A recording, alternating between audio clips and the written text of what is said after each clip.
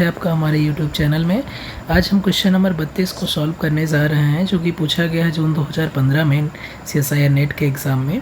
इसमें 3 ऑप्शन है ABC। इनमें से हमें चेक करना है कि ये तीनों में से कौन कौन सी मैपिंग रिप्रेजेंट कर रही हैं लीनियर ट्रांसफॉर्मेशन को।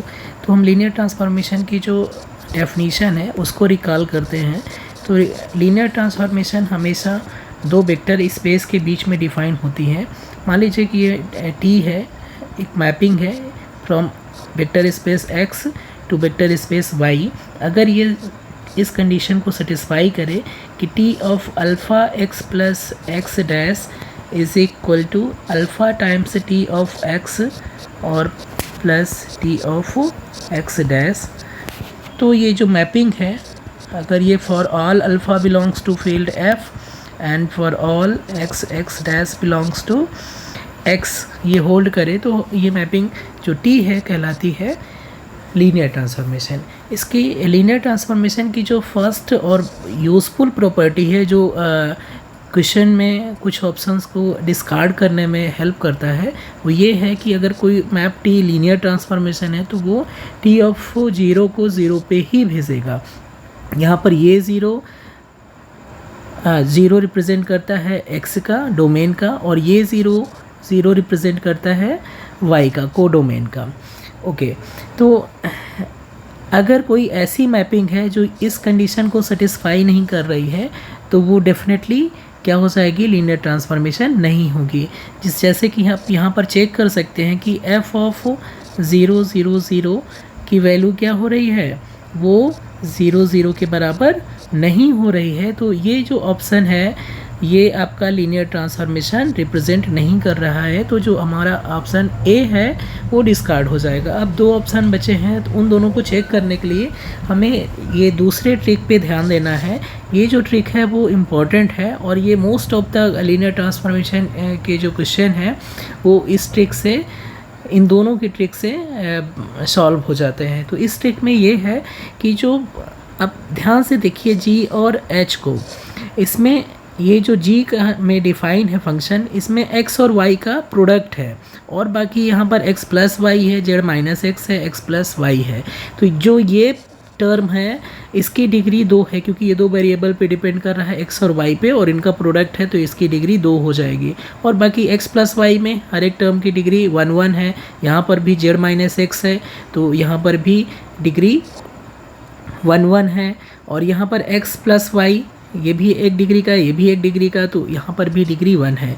तो अगर जो डेफिनीशन है T की, तो अगर T ऑफ x में ईच टर्म ऑफ Tx, अगर each term of Tx is either of 1 degree और कांस्टेंट, और कांस्टेंट इक्वल टू 0 और 0, then T is linear map. आपको चेक करने की ज़रूरत नहीं है। अगर हर एक टर्म Tx का या तो क्या हो, 1 डिग्री का हो, और या तो फिर 0 हो, तो वो डेफिनेटली लीनियर मैप हो जाएगी। जैसे कि यहाँ पर आप ध्यान से देखें तो जो G है आपका, उसमें जो डिफ़ाइन किया गया है वो क्या है, G of x y z is equal x y x plus Y. तो इसमें जो टर्म है, ये वाला जो टर्म है वो 1 डिग्री का नहीं है, इसकी वजह से ये जो G है वो लीनियर ट्रांसफॉर्मेशन नहीं होगा। और जो ऑप्शन H है, आखिरी ऑप्शन C, उसमें आप ध्यान से देख सकते हैं कि जो z माइनस x है ये भी टर्म आपका 1 डिग्री का है, और x प्लस वाई ये भी आपका 1 डिग्री का टर्म है। तो H के केस में दोनों टर्म क्या हैं, 1 डिग्री के हैं। तो जो H वाला ऑप्शन है, ऑप्शन C है, ये एक लीनियर ट्रांसफॉर्मेशन को रिप्रेजेंट करेगा। तो हमारा करेक्ट ऑप्शन हो जाएगा 3। अच्छा, कुछ एग्जांपल हम यहाँ पर देख लेते हैं, और examples of non linear transformation, few examples of non linear, ऐसी मैप जो लीनियर नहीं है। कैसे देख के हम बता सकते हैं? फॉर एग्ज़ाम्पल एक हम मैप डिफाइन कर रहे हैं, F of X Y is equal to X square comma Y square plus 1। तो आप ध्यान से देखेंगे तो एक्स वाई यहाँ पर एक्स स्क्वायर है, डिग्री 2 है, यहाँ पर भी डिग्री 2 है, तो ये लीनियर ट्रांसफॉर्मेशन नहीं है। दूसरा एग्जांपल अगर हम लें, G from X Y Z is equal R3 से हम ले रहे हैं R4 में, तो यहाँ पर हम x ले रहे हैं, y ले रहे हैं और Y square plus Z square ले रहे हैं। तो अगेन यहाँ पर ये टर्म 1 डिग्री का है, ये टर्म 1 डिग्री का है, लेकिन यहाँ पर जो टर्म है Y square plus Z square ये 2 डिग्री का है, तो ये भी एक लीनियर ट्रांसफॉर्मेशन नहीं होगा।